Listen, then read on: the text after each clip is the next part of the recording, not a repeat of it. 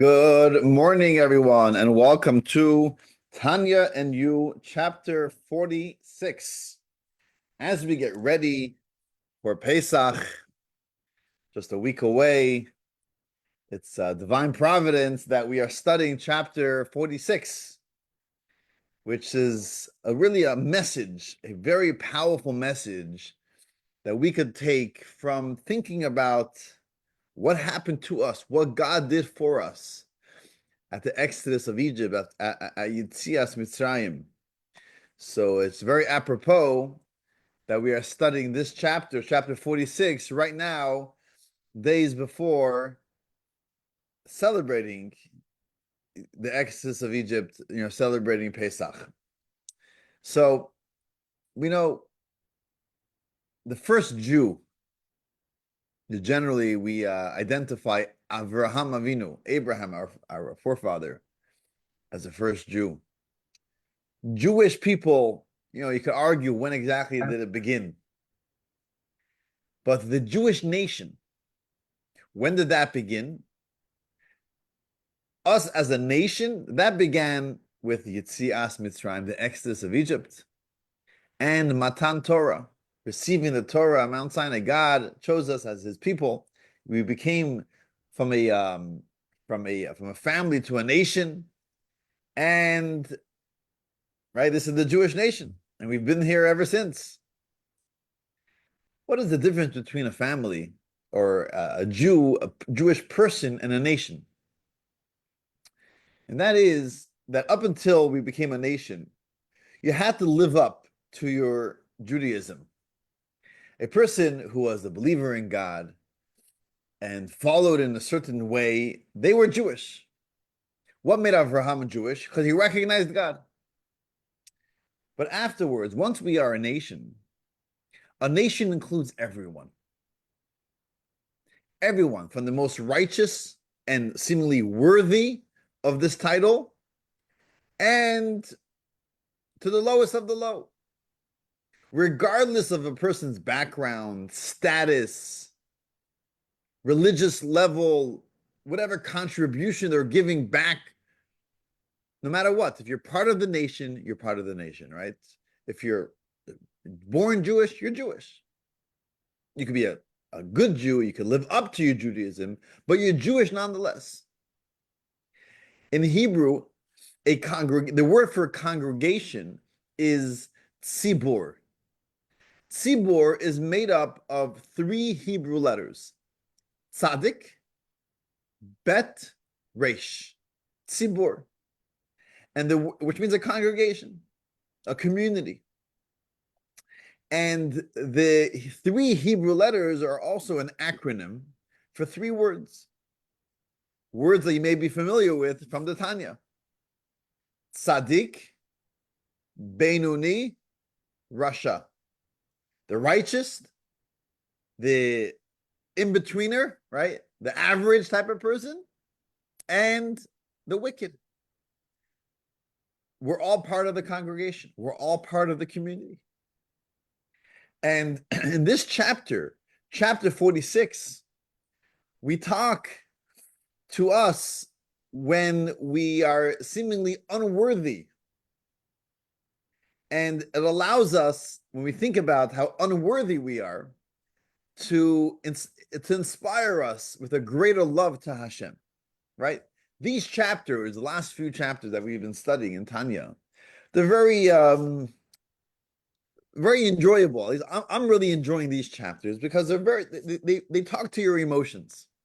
Because we're talking about having an emotional charged Judaism.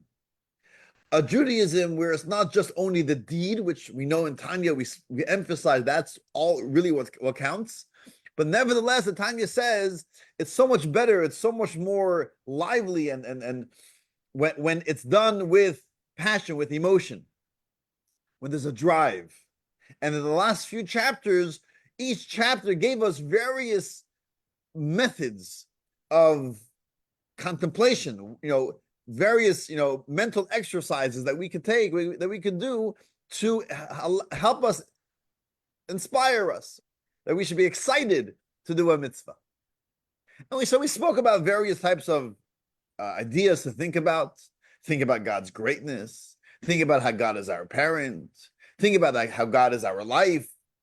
Last week we spoke about compassion, which was very much relatable, right? We're all compassionate. And think about not that we are having compassion, not that God is having compassion over us, but we are having compassion over the God that is within us, right? Try to feel what our neshama feels. So that was last week. And this week, once again, in chapter 46, we talk about another way, another method, another, idea to think about that would allow us to get inspired with a ahava, with a love, with a connection with God. When we speak about ahava, a love, so generally the way we structure it in Tanya is the idea of love is a connection. We feel connected. We feel we want to be close and bond with this person, and that is expressed through love. Love is the feeling of connection. In chapter 46 is a little bit of a twist, where sometimes the lack of connection, feeling distant, feeling unworthy, that could actually ignite even a greater love to get to God, a yearning to be connected with God. So we could call this love out of debt. I owe God something. God does so much for us. And it's almost impossible to reciprocate, level to level, the amount of love that is showered upon us by God. So there's this concept. It's something we could relate to. Tanya tells us that just like when you look into the mirror, where you look into clear water, what do you see back? You see your own reflection. You see what you put in. So too, it works with emotions as well. That if you show a great dose of love to someone, that person will reciprocate with love as well. In 1967, the Rebbe came out with this great campaign. He called it the Tefillin campaign, which is something we're all very familiar if we know a little bit about Chabad. That when we see another Jew, we always offer, "Do you want to put on tefillin? So, do a mitzvah." We have later on the idea of also offering women to like Shabbat candles. And it was 1967 in Israel. There was this great chassid. He was, born and raised in Russia. Didn't really speak the language so well, but Rabbi Mendel Futafas, and he meets a Jew who was kind of apathetic to Judaism, and he says, "Tell me, do you want to put on tefillin?" And he was like, "Don't bother me, don't bother me." Or as they say in England, "Can't be bothered." So Mendel, this chassid, tells him, "But I love you. I really love you. And I really think it's good for you to put on tefillin." And he hears these words and he says, "You know what? I'll put on tefillin." He put on tefillin. Afterwards, he said, "I couldn't resist the love. I felt a genuine love for me. I haven't felt that in a while. And I had to reciprocate. Someone is having a difficult time. You show them love, they will show love back. It's natural. It's a natural thing. God has showed us so much love. The Tanya uses the analogy of a king. A king is traveling through the city, and we know what happens when the king travels. There's a whole motorcade, numerous cars or wagons, in the parable of the Tanya, and so a whole entourage traveling through the city. They travel through the wealthiest neighborhoods in the city with beautiful homes and beautiful cars, and it's clean and it's nice, the upper class. And then we go to the other neighborhoods of the city, middle class neighborhoods, lower class neighborhoods. And then the king tells his driver, I want to go to the slums. I want to go those neighborhoods that we're not very proud of. And the king drives through these neighborhoods and he sees the homeless and he sees the mess that's going on. And he stops. He gets out of his vehicle. He goes to someone who is sleeping on a rag in the dumpster, a homeless man. And he says, come with me. Come with me into my private car. And he takes him to the palace. And then he washes him up, gives him food. He dresses him properly. And he sits him in the palace, in the inner chamber of the palace.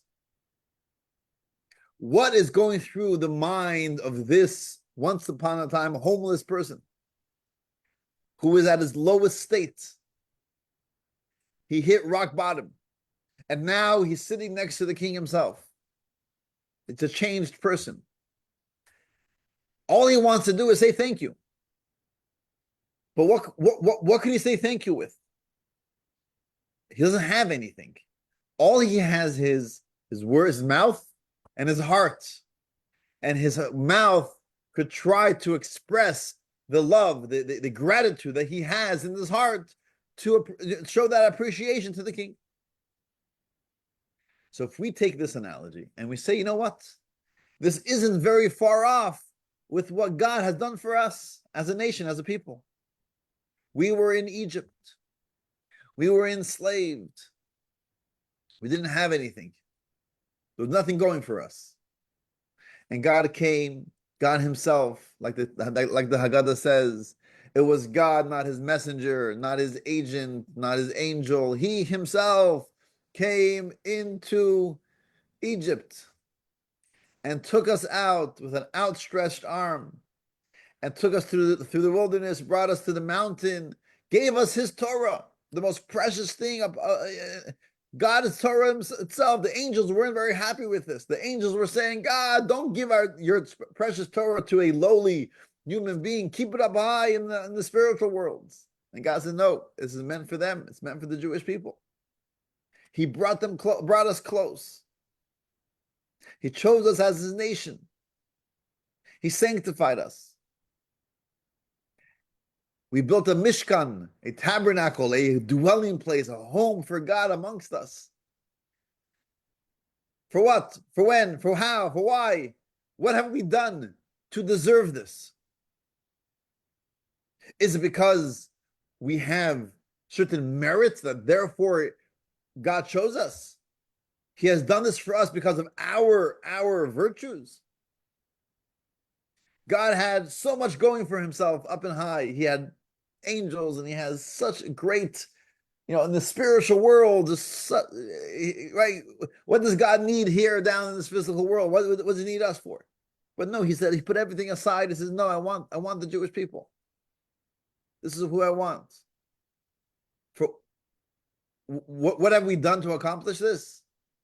The Midrash tells us that when we left Egypt and we were going through the sea, the splitting of the sea, some of the angels weren't so happy. He said, why are you saving the Jewish people? They are idol worshippers just as the Egyptians are. In other words, we weren't great, righteous people. We also had our faults. We also had our shortcomings. But nevertheless, God says, I want these people. And this is what God is showering us with his love. A love above and beyond what we deserve. Think about that for a moment. What happens automatically? Because we realize how much love God has showered on us, automatically we are going to feel a love towards him. Look what he has done for us. The little we can do is say thank you and feel that gratitude and express it in whatever way we're able to express it.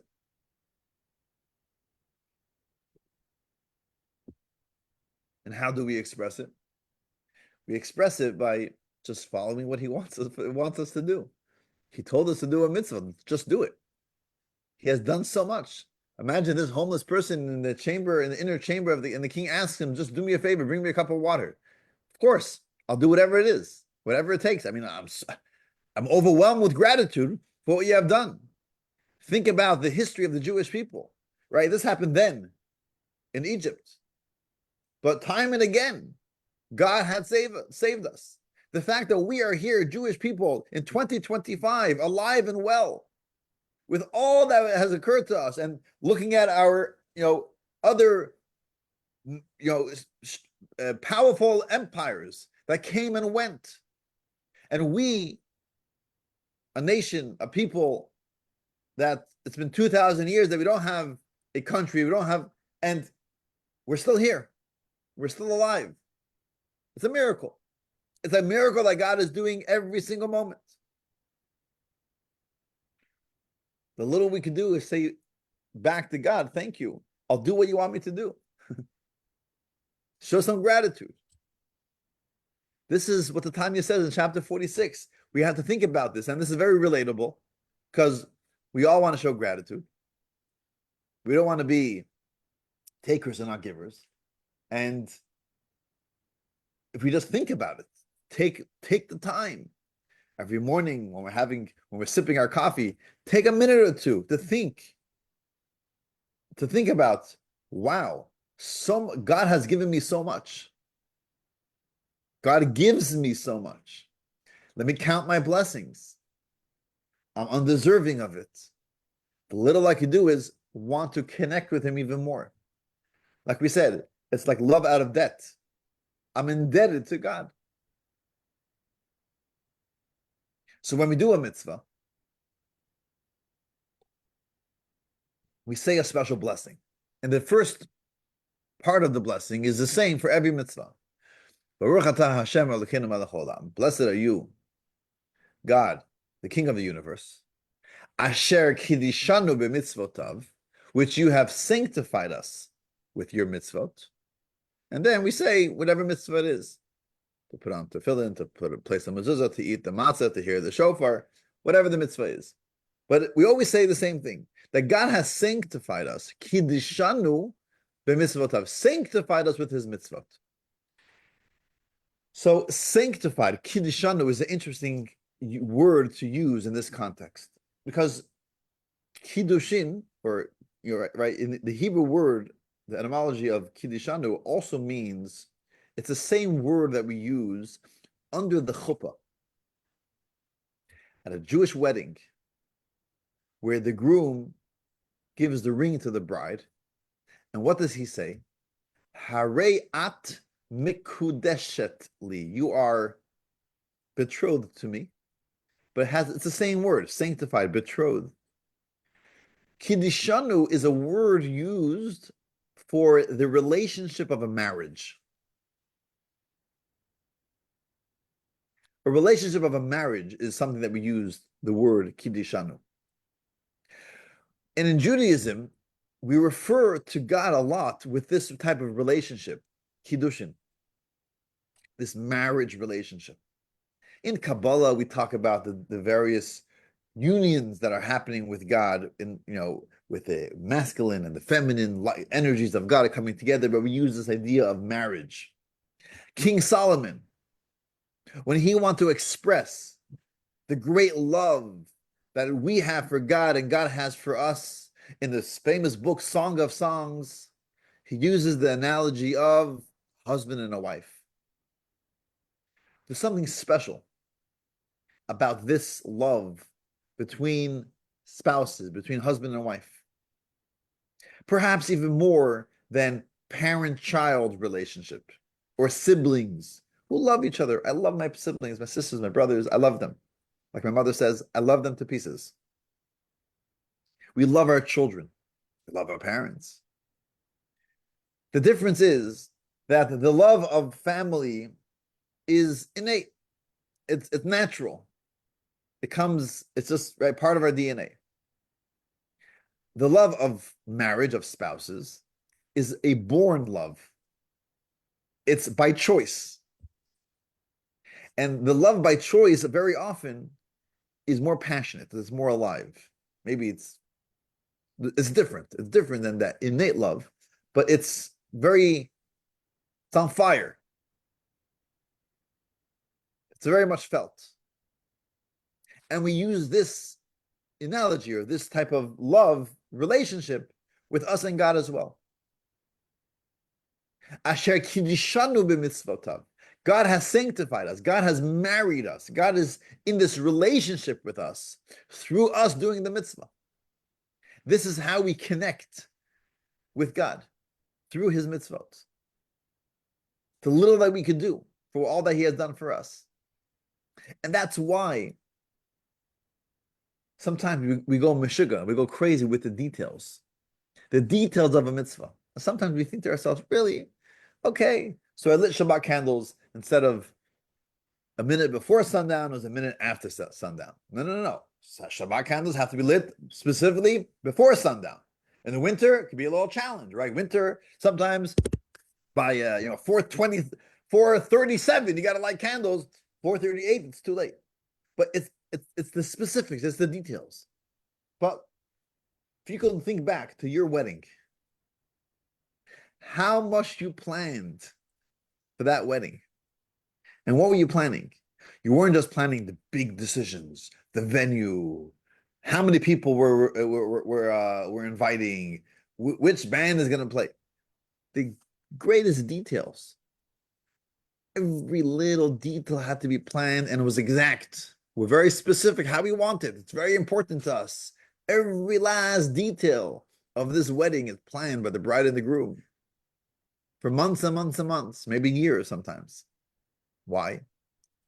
Because if we are obsessed in a relationship, we are enamored by the other person, and all we can think about is this relationship, then we go crazy to do it exactly right.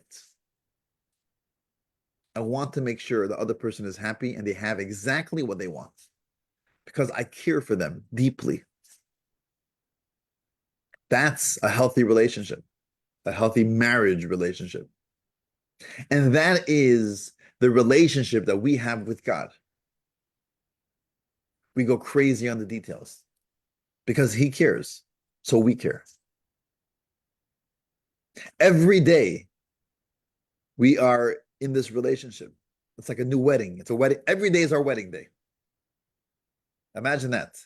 Imagine you felt as excited in your marriage as you felt on your marriage, on your wedding day. Every day you wake up, today's the wedding. I'm so excited. I'm so excited. It's my wedding. What could I do for my spouse to make them happy on the wedding day? Right? Imagine every day you woke up and you said, today is the wedding day. That's what the Torah tells us.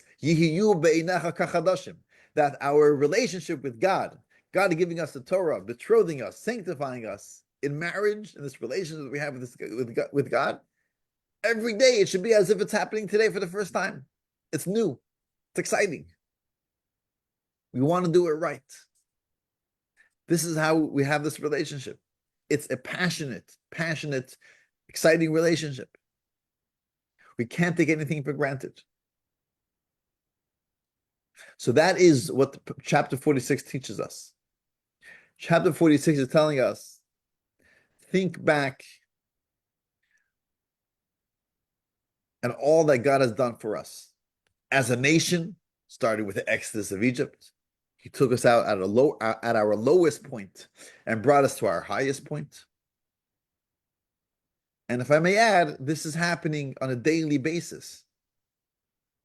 Our own personal history, our family's history, but every day, our own lives. How much good is God is granting us? More than we deserve. We're unworthy of these blessings, but God is giving it to us nevertheless. And we must say thank you. The more we think about this, it will help us actually ignite a love for God, a feeling of love. But definitely the attitude has to be, thank you, God. Thank you. And what can I do back? What can I give in return? The least that we could do is listen to his Torah and say, I'm going to follow in your ways because it's the least I could do. So the takeaway, I think, is throughout the week, we could think about what are we most grateful for? We don't have to wait for Thanksgiving to give thanks to God. We give thanks to God every single day. We wake up in the morning, first thing we say is, Modeh ani lefanecha. Thank you, God. It's the most beautiful way to start our day. We're starting the day, the first thing that comes out of our mouth is thank you. Recognizing that life is not to be taken for granted. Recognizing that the fact that we woke up in the morning, that already is a blessing. Not everyone wakes up in the morning. We're able to wake up. We're able to open our eyes. We're able to get out of bed. We're able to get dressed. We have a family. We have so many blessings. Do we have tzaras? Perhaps. And we can think about that as well. But think about the blessings. Think about what we do have.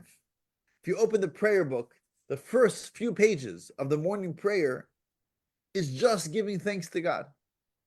We start with Moda'ani, giving thanks for life itself, for having our neshama. And then we go on, the fact that we're able to get dressed, the fact that we're able to walk, the fact that we're able to stretch, the fact that we're able to see, the fact that everything, the most basic needs, we thank God for. It's the most beautiful way to start the day. And throughout the day, we could take this theme of gratitude and think about different areas in life where we perhaps never even thought that, you know what, it doesn't have to be this way. But the fact that it is this way is thanks to God. So I got to show my appreciation, do a little bit for God to show that appreciation for what he has given us. So that is another powerful, like meditation almost. In chapter 46, another avenue, another way to help us motivate ourselves to do the deed, to do another mitzvah. So that is chapter 46. I'll leave you with that. Quick announcement in regards to